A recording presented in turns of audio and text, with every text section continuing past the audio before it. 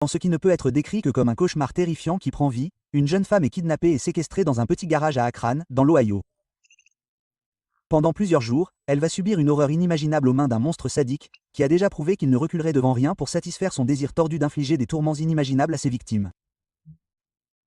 Cependant, lorsque la police arrive sur les lieux, elle ne pouvait pas s'attendre à rencontrer la présence d'un mal absolu et absolu. Un très bon ami à moi et mon mari se sont échappés de la BBC il y a environ 6 semaines. Mon mari est allé dans notre garage pour sortir une poupée et cet ami est dans notre garage en ce moment même. Je dois prévenir la police qui arrive ici. De quoi dois-je les prévenir? Eh bien, c'est un délinquant violent. Il s'appelle William. Nom de famille? Mazingo. Mozingo. Mon père a la mauvaise habitude de laisser les clés dans le garage. Donc, je suppose que la porte n'était pas verrouillée et que les clés sont à l'intérieur du garage. De plus, il y a une femme avec lui et mon mari a dit que d'après ce qu'il a pu voir d'elle parce qu'il faisait sombre dans le garage. Son visage est assez abîmé. Je suis presque sûr qu'il a intercepté nos caméras et je suis donc un peu nerveux. Je suis presque sûr qu'il a intercepté votre caméra parce qu'il avait déjà eu le mot de passe et que je ne l'ai jamais changé. Donc, changez le mot de passe. D'accord, ça lui fait perdre votre caméra, n'est-ce pas? J'ai des parents âgés ici et il n'est pas dans son état normal. Il a des problèmes psychologiques. Est-il défoncé ou ivre ou? Oui, les deux. Donc votre mari peut vérifier le jour où il l'a vu qu'il avait l'air défoncé ou ivre? Oui, il est défoncé. Il fait des bêtises. Il y a combien de temps votre mari l'a-t-il vu? Il y a probablement 5 heures. Pourquoi avez-vous appelé il y a 5 heures? En fait, je viens de l'apprendre quand je me suis levée avec mon fils à 7h30. D'accord, il est presque 9 heures. N'est-ce pas? Je me suis levée, j'ai habillé mon fils, je l'ai emmené à l'école. Je suis rentrée à la maison et j'appelle parce que je ne veux pas que mon fils soit là non plus, mais je ne peux pas mettre mes parents ailleurs. Nous enverrons un agent. Le 16 octobre 2023, les agents se rendent dans une maison d'Akron, dans l'Ohio, pour répondre à l'appel effrayant au 911 qui a été passé peu de temps auparavant. L'appelante, Christine Scott, ouvre la porte. Toujours incrédule, elle donne rapidement à la police un aperçu de la situation impensable qui se présente. Que se passe-t-il? Comment on entre? On peut entrer par la porte? Faut le pousser à l'intérieur de la pièce. Je m'en fiche. Mes parents sont là, je ne peux pas aider. J'adore cette caméra. Il vivait ici avant, il peut donc tout surveiller. Mais nous avons des caméras pour d'autres raisons. Je vous ai compris. Vous savez qu'il est là, c'est sûr. Je le sais, c'est sûr. Vous pouvez donner un coup de pied. Le jure devant Dieu. Allez-y, s'il vous plaît. Je ne sais pas ce qui ne va pas avec cette fille. Oh, il y a une fille là-dedans avec lui. Oui, je leur ai dit qu'il y avait une fille là-dedans. Elle est très mince. Mince. Mon mari a dit qu'il ne l'avait pas vraiment bien vue, mais il hurle de la fermer. Point. Elle ne voit rien avec ses yeux. Vous savez à 100%. Christine informe les policiers que leur suspect est William Mazingo, 33 ans, quelqu'un qui connaît bien les forces de l'ordre et pour une multitude de raisons terrifiantes. Alors que les policiers se dirigent vers le garage, ils réalisent qu'un tournevis pourrait être leur option la plus rapide et la plus viable pour entrer. Les autorités frappent pendant plusieurs minutes, mais il semble que Christine ait disparu dans les airs. Pourquoi les gens jouent-ils à des jeux avec nous? Maintenant, elle ne répond plus à la porte. C'est quoi ce truc bizarre? Un policier essaie même de l'appeler sur son portable, mais il n'y a pas de réponse. Gardez à l'esprit que Christine est celle qui a passé le terrifiant appel au 911 où elle a initialement révélé qu'elle était une amie de William. La police se demande maintenant si elle n'a pas des doutes quant à la remise de son ami aux forces de l'ordre. Cependant, rien ne peut empêcher les autorités de dévoiler la sombre vérité que William cache depuis plusieurs jours. Plus inquiétant encore, il ne s'agit que de sa dernière aventure dans un programme des plus dépravés et tordus. Pourquoi n'avez-vous pas appelé il y a 5 heures? Je veux dire, il vit ici depuis un moment. La libération conditionnelle a été rendue publique en juillet et l'a trouvé ici. William, c'est le département de police d'Akron. Sors, mec. Le garage est encerclé. Sors les mains en l'air. Si tu ne sors pas, nous enverrons le chien te chercher. Donc, c'est ton avertissement. Sors maintenant pour ne pas te faire mordre par le chien. J'entends quelque chose tousser là-dedans. J'ai entendu une femme tousser. Regardez-le creuser un petit tunnel de rat. Il est déjà dans cette maison. Les agents finissent par trouver leur outil de prédilection, mais ils donnent à William une dernière chance de sortir du garage de manière pacifique. Lorsque la porte s'ouvre, un enfer sans pareil surgit de l'ombre. Et non seulement les autorités trouveront le monstre qui dirige ce spectacle sadique, mais aussi la victime qui a dû endurer une douleur inimaginable. William, ici le département de police d'Akron. C'est ta dernière chance. Sors maintenant, les mains en l'air. Sors maintenant, les mains en l'air. Regardez, je vais y aller. William, sors. William, sors maintenant. Police d'Akron.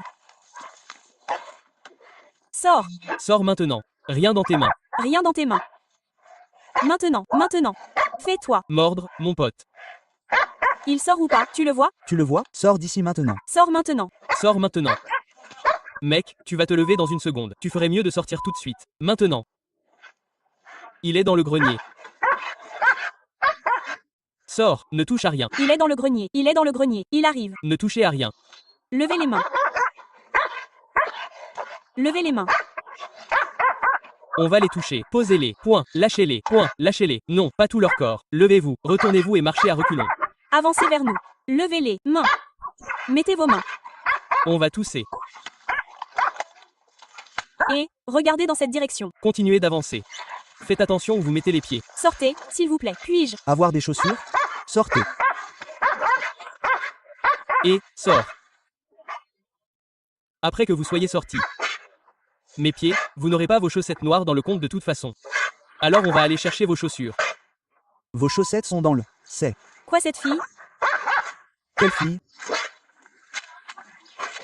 William est finalement arrêté. Cependant, la femme est toujours dans le garage. Rien n'aurait pu préparer les autorités à la découverte déchirante qu'elles sont sur le point de faire. Y a-t-il quelqu'un d'autre ici avec vous? D'accord. Où devez-vous descendre? Laissez-moi prendre cette échelle. Non, vous n'avez pas besoin de bottes. Très bien, vous pouvez l'atteindre. Allez, le grand homme peut marcher tout seul. Il n'y a personne d'autre là-haut? Non, Où habitez-vous, ma chère? je sais. Thompson. Oui, c'est loin? Ah, accent grave. Environ 30 minutes, près de Chardon. Pourquoi ne pas vous asseoir sur ce tabouret? On va vous chercher des affaires ici. Voiture numéro 12.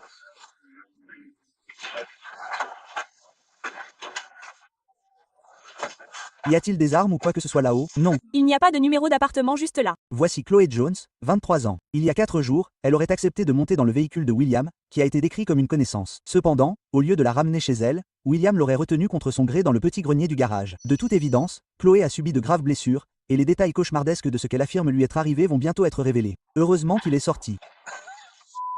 Quoi? Vous savez, vous avez une violation du code de la route. Je n'essayais pas, mec. Vous voulez votre liberté? C'est toute la liberté que j'ai eue, mon pote. Chose choquante, William a déjà été condamné pour enlèvement à 3 reprises, entre autres chefs d'accusation. Les 2 premières condamnations remontent à 2011 et 2014, et il a été arrêté en 2017 pour avoir retenu une femme contre son gré dans un Walmart. Cependant, sa dernière condamnation, en 2019, est incroyablement troublante. Selon de multiples sources, William a kidnappé son ex-petite amie et l'a retenue en otage pendant 4 jours dans sa maison de canton, dans l'Ohio. Au cours de cette horrible épreuve, il lui a mis un couteau sous la gorge et a tenté à un moment donné de l'étrangler. Elle a réussi à contacter la police, mais cela n'a pas empêché William d'attaquer à nouveau brutalement son ex-petite amie. Quelques jours après sa captivité, William a retrouvé la femme et lui a infligé un autre passage à tabac sadique, la laissant inconsciente sur une route locale. Heureusement, elle a survécu. Il a été condamné à 18 mois de prison et a été libéré sur parole en avril 2023. Il s'est fait avoir ou quoi? Ouais, bam. Comment tu connais cette fille? Je viens de la rencontrer. Quand? La nuit dernière, on a fait un truc pareil. Qui pense? Ouais, c'est fait. Je t'aime, Chloé. Tu as juste ça, pas vrai? Ouais. Tu aimes quelqu'un que tu viens de rencontrer? Les agents emmènent William dans un véhicule de police avant de parler au mari de Christine qui vient de rentrer du travail. Il explique sa rencontre choquante de plus tôt ce matin-là. Vers 1h du matin. Ouais, c'était peut-être le cas. Donc, tu les as vraiment vus là-dedans? Ouais, j'allais là-dedans pour prendre la poupée. J'étais là-dedans en train de la prendre et puis j'ai entendu quelque chose comme mec, je me suis dit, qu'est-ce que c'est? Et il est en train de commander un accompagnement et je me suis dit, qu'est-ce que c'est? J'ai dit, quoi de neuf? Mec, qu'est-ce que tu fous là-dedans? Mec, guillemets double. J'ai dit, toi aussi. Il a dit, rien. Je ne sais pas quoi faire. Il m'a dit, je suis entré comme si j'avais aspiré. Il fallait que j'entre ici. Je suis entré parce que je savais où aller. Il pleut, il fait froid. Il était comme ça, comme moi en ce moment. Alors je me suis dit, je vais rentrer dans la maison et rouler un joint parce que je fume un joint. Alors je suis allé rouler le joint. Je suis sorti en fumant avec lui. Et pendant que je le fumais avec lui, tout ce que j'ai entendu, c'est, est-ce que je peux descendre? Et j'ai dit, quoi? Et j'ai dit, mec, tais-toi. J'ai dit, c'était quoi? Il a dit, non, ce n'était rien. J'ai dit, non. J'ai dit, je viens d'entendre quelque chose. Taisez-vous. Et puis, 30 secondes plus tard, elle m'a dit, est-ce que je peux descendre? Et j'ai dit, qui est là, mec? Et elle m'a dit, je ne peux pas descendre. J'ai dit, qui est là? J'ai dit, mec, qui est-ce que tu aimes? Désolé, mec. Il m'a dit, c'est moi qui dois te parler. Il faut que je te parle. J'ai dit, qu'est-ce qui se passe? J'ai dit, ouais, tu peux descendre. J'ai dit, donne-moi une seconde. Je vais t'aider. Et je suis montée sur le haut-parleur. Et quand j'ai vu son visage, j'ai dit, oh mon Dieu. J'ai dit, c'est quoi ce bordel? Et elle m'a dit, j'ai tellement peur. Je ne sais pas ce que tu fais. J'ai dit, Écoute, j'ai dit, attrape-moi juste une. Je lui ai dit de me faire un câlin d'ours et de rouler ses jambes autour de ma taille. Je vais te faire descendre. Je ne vais pas te faire tomber. Je vais m'assurer que tu t'en sortes. Tout ira bien. Je l'ai fait asseoir. Je l'ai mise sur le tabouret. Je lui ai parlé une seconde et j'ai essayé de la détendre. Puis, comme je l'ai dit, c'est pour ça que je suis rentré dans la maison et j'ai attendu une minute pour lui dire, parce que je ne savais pas comment gérer la situation ou comment la mettre en sécurité sans que quelqu'un d'autre ne se lève ou quelque chose comme ça. Tu vois ce que je veux dire? J'ai dit, il faut d'abord s'assurer que cette fille va bien. Je ne peux pas. Il s'est passé quelque chose de pire que ce que j'ai déjà vu. Guillemets double. Tu vois ce que je veux dire? Et c'est juste une situation difficile. J'ai dit, c'est mon frère, mon pote. Je l'aime. A-t-il dit? Je veux dire, qu'il se détendait juste. C'est un peu étrange qu'il prétende avoir parlé de William et Chloé à Christine seulement 1h30 après les avoir vus, alors que Christine a prévenu le service d'urgence qu'elle avait été informée de la situation vers 7h30 ce matin-là. Cependant, il est possible que la situation ait été un choc pour le couple et qu'ils confondent vraiment la chronologie des événements. D'un autre côté, leur amitié avec William a peut-être obscurci leur jugement et contribué à leur retard à appeler le 911. Ouais, il n'aurait pas pu être là à moins qu'il n'arrive la nuit et ne reparte tôt le matin ou quelque chose comme ça parce que, comme elle l'a dit, son père est sorti. Il a 80 ans et il vient ici tous les jours et fait des trucs comme s'il pouvait faire toutes sortes de conneries ici. Vous voyez ce que je veux dire? Je me suis senti tellement mal pour elle. Mais je ne voulais pas attirer l'attention à ce moment-là et lui faire penser à autre chose dans sa tête, et puis son frère aurait pu tuer. Moi, Christine raconte à la police que pendant qu'il frappait à la porte, elle administrait des médicaments à sa mère. Un policier lui pose plusieurs autres questions et elle lui fournit un flot d'informations troublantes.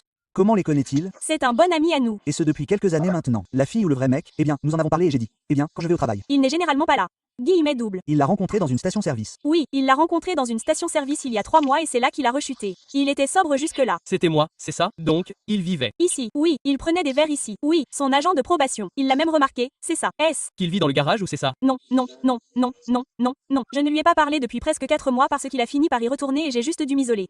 Absolument pas. Mon père est ici tous les jours dans le garage, littéralement tous les jours. Donc, c'est impossible. Mais mon père oublie souvent la clé et la porte latérale est toujours déverrouillée et Will le sait. Apparemment, Christine et Chloé se sont déjà rencontrés et à plus d'une occasion. William aurait proposé de ramener Chloé chez elle lors de leur dernière visite, bien qu'on ne sache pas si les deux se sont rencontrés à un certain endroit pour passer du temps ensemble. Selon la mère de Chloé, sa fille et William s'étaient rencontrés. Ont pris contact en ligne, bien qu'on ne sache pas s'ils se sont rencontrés en ligne, ou plutôt s'ils ont prévu de se voir. Mais au lieu de ramener Chloé chez elle, c'est à ce moment-là que William l'aurait conduite au garage, l'y aurait retenue contre son gré et lui aurait fait vivre un enfer incompréhensible. Et la police est sur le point de découvrir exactement ce qu'impliquait cette horreur. Nous avons une unité médicale qui va venir vous examiner. Assurez-vous que vous allez bien. Évidemment, parce que vous avez des blessures au visage. Vous êtes vous. Quoi? Ouais, c'est probablement ce que nous allons faire. Ce sont les miennes? Elles le sont. Elles. Ne vivent pas là-haut, juste là. Essayais-tu d'ouvrir la porte quand tu as entendu quelque chose ou quelque chose comme ça? Ricky adorerait. Tu as froid en ce moment? Tu as froid? Tu veux aller t'asseoir dans la voiture de patrouille maintenant jusqu'à ce que l'unité médicale arrive pour que tu sois au chaud. Elles sont juste là. Oh, l'unité médicale est là. Bon, on peut descendre. On va l'accompagner jusqu'ici. C'est probablement la première fois en 4 jours que Chloé met les pieds dehors. Elle est inquiète, terrifiée à l'idée que William soit dans les parages. Ouais, il est déjà parti. Il est en garde à vue. Allez, on va marcher jusqu'à l'unité. Ok, on vous emmène à l'ambulance. On vous emmène à l'hôpital. Ok, ok. Point. On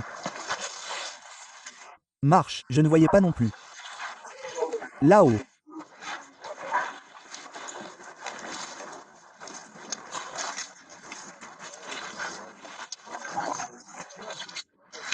C'est probablement terrible.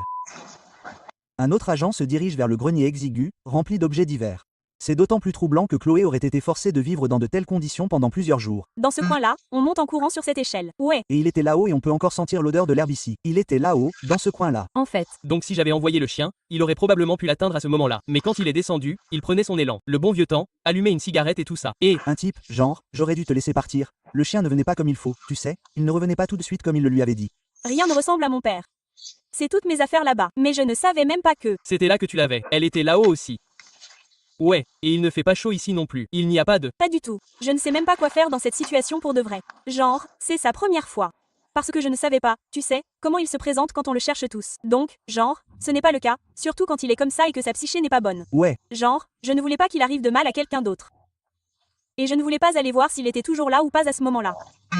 Il est juste en train de faire tic-tac. C'est mauvais. Il est vraiment mauvais. C'est pour ça que j'ai coupé tout contact avec lui pendant 4 mois. Il y a quelques mois. Mon mari ne lui a pas parlé depuis au moins 2 mois, je crois. Et donc quand il a coupé, il s'est dit que ça lui avait fait une peur bleue. de retour au véhicule de patrouille, les policiers fouillent William, où ils sont horrifiés de découvrir un long morceau de corde dans l'une de ses poches. Mais ils seront encore plus choqués de découvrir exactement comment il a utilisé la corde. Je comprends ça, mec.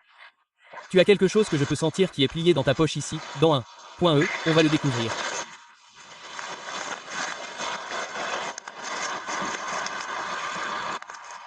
Juste un morceau de papier, c'est un papier. Mais quand même, je veux dire, on sait tout ce qui se passe dans les morceaux de papier pliés. Très bien.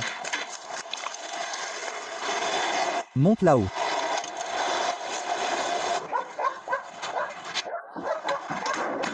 Chose choquante, il semblerait que William ait utilisé une batte de baseball et son poing pour la frapper tout en déclarant qu'elle ne reverrait plus jamais son enfant. Mais la torture présumée ne s'est pas arrêtée là. La jeune mère était apparemment couverte d'essence tandis que William aurait menacé de lui mettre le feu. De plus, elle aurait été menacée avec un couteau, étranglée et n'aurait eu d'autre choix que d'uriner sur elle-même. Mais le plus troublant de tout, c'est que William aurait montré son affection tordue entre les coups présumés, en câlinant apparemment la victime. Waouh! Il y a de belles marques de lance. Je suis sûr qu'elle sera prête à nous raconter toute l'histoire. C'est peut-être la pire victime que j'ai jamais vue. Je suis content qu'on soit resté avec celle-là. On se... Sans pire ici que je ne le pensais. Tout son visage est jaune et gonflé, presque à cause de Brutus. Vous seriez probablement mort si vous étiez resté avec ce type. Son front était vraiment énorme. Elle a dit qu'elle était attachée. Non, je ne l'ai pas fait. Je ne lui ai rien demandé. Tout ce que j'ai eu, c'est... Avez-vous essayé d'ouvrir la porte? Elle a dit qu'il ne me laisserait pas faire. C'est à peu près tout ce que j'ai pu faire. Madame, vous a-t-il ligoté? Il vous a ligoté. D'accord, nous sommes vraiment désolés. D'accord, nous allons essayer de vous aider maintenant. D'accord, malheureusement, Chloé a subi une fracture du crâne, des blessures au doigt, un bras cassé et une hémorragie cérébrale. Miraculeusement, elle a survécu. En novembre 2023, William a été inculpé d'enlèvement, d'agression criminelle, d'enlèvement et de séquestration et a plaidé non coupable. Son audience préliminaire est prévue pour le 4 janvier 2024. Selon certaines sources, il est actuellement détenu sous caution de 100 000 $, tandis que d'autres rapportent qu'il est détenu sans caution. Il est toujours détenu à la prison du comté de Summit.